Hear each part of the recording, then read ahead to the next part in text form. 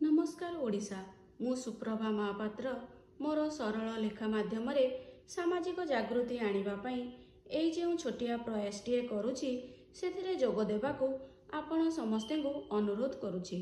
आसंतु शुणिबा एथर आजिर प्रयासटीर नाम हैला प्रगतिर प्रहार।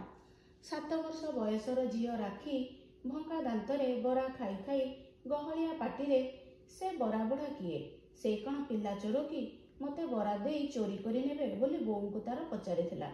बोऊ हसी देई कहिले ना मो से पिला चोर काई हेबे आमर एई साहिर तोर जणे जेजे बापा हेबे। राखी पुनः पचारिला से बरा बापा एमिति गोटिए तेलिया काठ चौकीटी उपरे तेल गोला मइला सार्ट पैंट पिंधि एका सबुबेले काहींकी बसंती।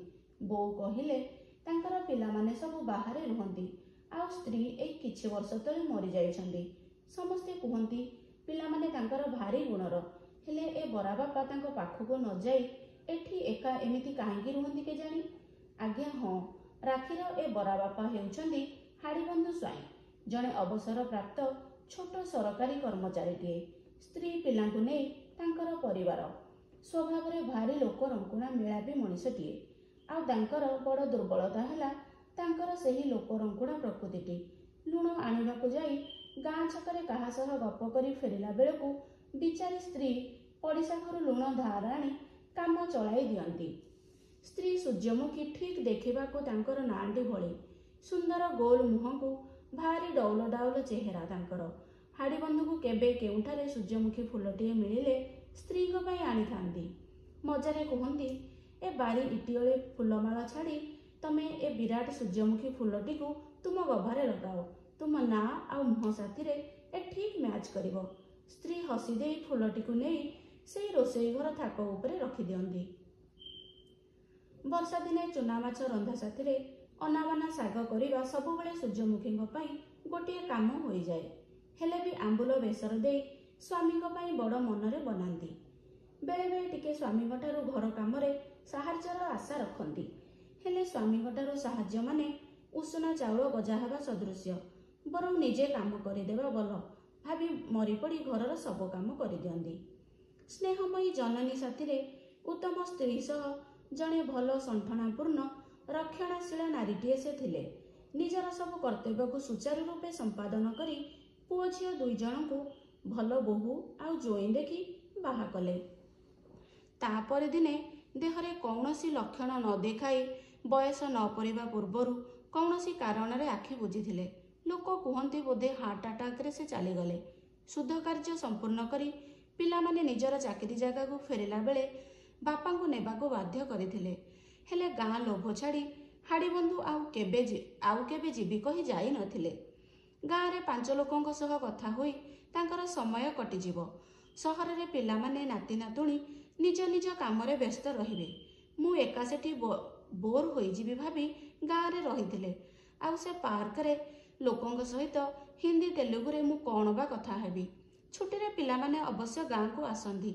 आसिले मन भरी बापांकर सेवा जत्न करंती। हेले एबे नाती नातुणींकर पाठ पढ़ा लगी एबे टिके गाँ को आसीबा पिलांकर कमी जाइछि। सबुज पत्र भरा मजबूतिया शाखा भली स्त्री गला परे हाड़ीबंधु पत्र झड़ा निरस थुंटा मात्र गछटिए एबे। स्त्री गला परे आग आग किए केमिति साई पड़िशारे खाइबाकू दियंती। हेले सबुदिन किए से दब। तेणु निजे दिने रांधिबाकू चेष्टा करी गोड़ पोड़िला परे आउ रोसई घरर मुह देखु नाहंती। से पोड़ा घा बहु कष्टरे सुखिछि। गाँ दोकानीर 10टी बरा आउ मुढ़ी एबे तांकर आहार।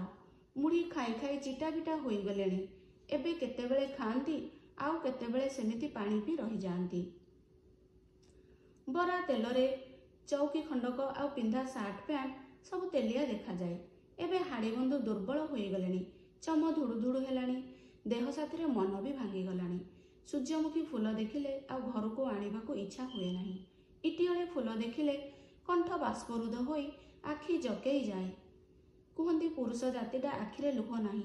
हेले हाड़ीबंधु से तेलिया चौकीटी उपरे बसी अनेक लुह गड़ांती। गाँ दांडरे चालिकी गला बेले निसंग मने करंती।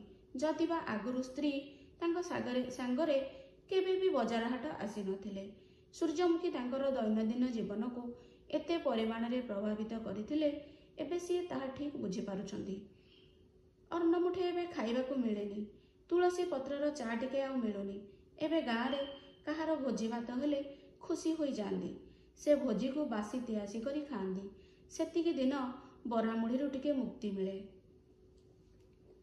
ଏବେ ଶରୀରରେ ଆଉ ମନରେ ରୁଗ୍ଣତା ଅନୁଭବ ହୁଏ।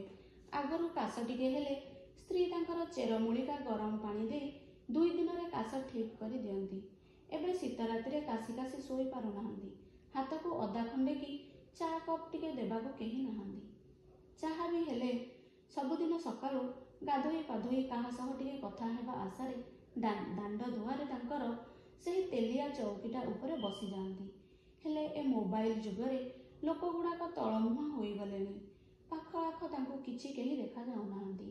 ବଳଦ ନିଜର ଥୋମଣାକୁ ତଳକୁ କରି ରହିଲା ଭଳି ସମସ୍ତେ ନିଜ ନିଜର ଥୋମଣାକୁ ତଳକୁ କରି ଯିଏ ଯାହା ବାଟରେ ହାଡ଼ି ବନ୍ଧୁକୁ ନିରାଶ କରି ଚାଲିଯାଆନ୍ତି। ଦିନେ ଦିନେ ସାହିର କୌଣସି କୁଣିଆକୁ ଘର ଚିହ୍ନେଇଲା ବେଳେ ତା ସହ ଟିକେ କଥା ହେବାକୁ ଚେଷ୍ଟା କରନ୍ତି। ହେଲେ ସାଧାରଣ ଧନ୍ୟବାଦଟିଏ କରି ସେମାନେ ବି ଚାଲିଯାଆନ୍ତି। ବିଚାରା ହାଡ଼ିବନ୍ଧୁ ମୁହଁକୁ ଶୁଖାଇ କୌଣସି ପାର୍କର ଶିଳା ମୂର୍ତ୍ତିଟିଏ ଭଳି ଚୌକି ଉପରେ ବସି ରୁହନ୍ତି। ସାଇ ମୁହଁ ବରଗଛ ତଳ ଦିନେ ଥିଲା ତାଙ୍କର ବୈଠକଖାନା, କିନ୍ତୁ ଏବେ ସେ ବରଗଛ ରାସ୍ତା ପ୍ରଶସ୍ତୀକରଣରେ ବଳି ପଡ଼ିଯାଇଛି। ସେଠି ତ୍ରିନାଥ ମେଳା ପରେ ଧାର୍ମିକ ଆଲୋଚନା ସାଥିରେ ଆଞ୍ଚଳିକ ସମାଚାର ବି ମିଳିଯାଏ।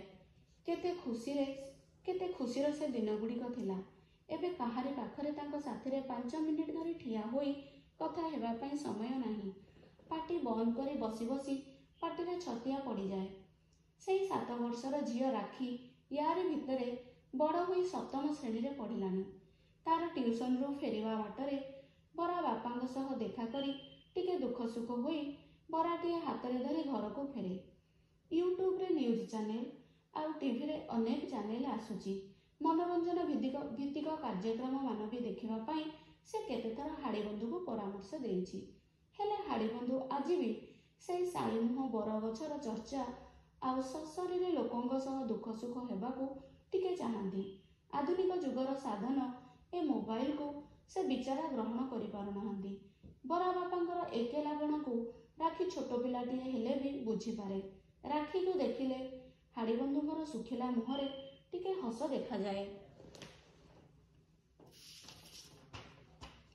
ଥରେ ଏକା ଧାରାରେ 2 ଦିନ ଧରି ଦାଣ୍ଡ ଦୁଆରେ ବରା ବାପାଙ୍କୁ ନ ବସିବାର ଦେଖି ରାକ୍ଷୀ ତାର ନିଜ ବାପାଙ୍କୁ ନେଇ ବରା ବାପାଙ୍କର ଘର ଭିତରକୁ ଯାଇଥିଲା। ବରା ବାପା ତାର ସେଜରେ ବାନ୍ତି କରି ଜ୍ୱରରେ ପଡ଼ିଛନ୍ତି। ନିଆଁ ଭଳି ଦେହରେ ତାତି, ବିଚାରା ଆଖି ଖୋଲି ପାରୁନାହାନ୍ତି। ବାନ୍ତି ଗନ୍ଧ ସାଥିରେ ମଶା ମାଛି ଗଣଗଣ ଭିତରେ ବରା ବାପାଙ୍କୁ ଦେଖି ରାକ୍ଷୀ ଆଖିରେ ଲୁହ ରହିନଥିଲା। ବଡ଼ ପାଟି କରି ବରା ବାପା ଆଖି ଖୋଲ ବୋଲି ପାଟି କରିଥିଲା। ରାକ୍ଷୀର ବାପା ଆଉ ଡେରି ନ କରି ସଙ୍ଗେ ସଙ୍ଗେ ହାଡ଼ିବନ୍ଧୁକୁ ଗାଁ ଡାକ୍ତରଖାନାରେ ଭର୍ତ୍ତି କରିଥିଲେ। ଆଉ ତାପରର ସବୁ କାମ ତାଙ୍କ ଝିଅ ଆସି ବୁଝିଥିଲା। ଏଥର ଆଉ ଗଲାବେଳେ ବାପାଙ୍କ କଥା ନ ଶୁଣି ତାଙ୍କୁ ସାଥିରେ ନେଇ ଯାଇଥିଲା। ହାଡ଼ିବନ୍ଧୁ ଗଲାବେଳେ କଥା ହେବାର ଭୋକିଲା ଛଳ ଛଳ ଆଖିରେ ନିରାଶ ହୋଇ ସେଇ ନିରସ ସାଇ ମୁହଁକୁ ଏକ ଲୟରେ ଅନାଇ ରହିଥିଲେ। ହାଡ଼ିବନ୍ଧୁଙ୍କର ଖାଲି ଦାଣ୍ଡ ପିଣ୍ଡାକୁ ଦେଖି ରାକ୍ଷୀ ତାର ବରା ବାପାଙ୍କୁ ମନେ ପକାଇଥାଏ। ଆଉ କୁହେ, ହେ ପ୍ରଭୁ, ମୋ ବରା ବାପାଙ୍କୁ ସେଠି କେହି ଜଣେ ତାଙ୍କ ସାଥିରେ କଥା ହେବାକୁ ମିଳିଯାଉ। ଆଜ୍ଞା, ଆଜିର ପ୍ରୟାସଟି ଏତିକି। ଆଶା କରୁଛି ଆପଣଙ୍କୁ ଭଲ ଲାଗିଥିବ।